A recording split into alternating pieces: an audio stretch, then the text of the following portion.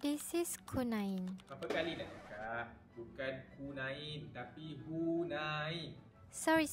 This is Hunain. Dia tengah bersiap-siap nak pergi tengok wayang. Lagi sebenarnya aku nak pergi tengok wayang. Dan nak lapik perut ni, kita nak makan roti dengan garlic spread.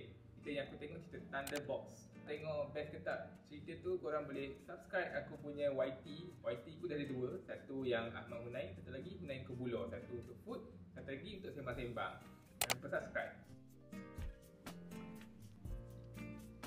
Lepas tu letakkan roti ni dekat dalam air fryer selama 10 minit. Suhu dia 150. Tu ini dia roti bakar garlic spread yang dah siap. Bismillah. Rasa garlic dia pun tak kuat sangat. Pada aku just nice lah. Okay, rasa dia not bad. Nak sikit? Apa dia? Dah lambat. Lah. Pergi dulu. Lambat.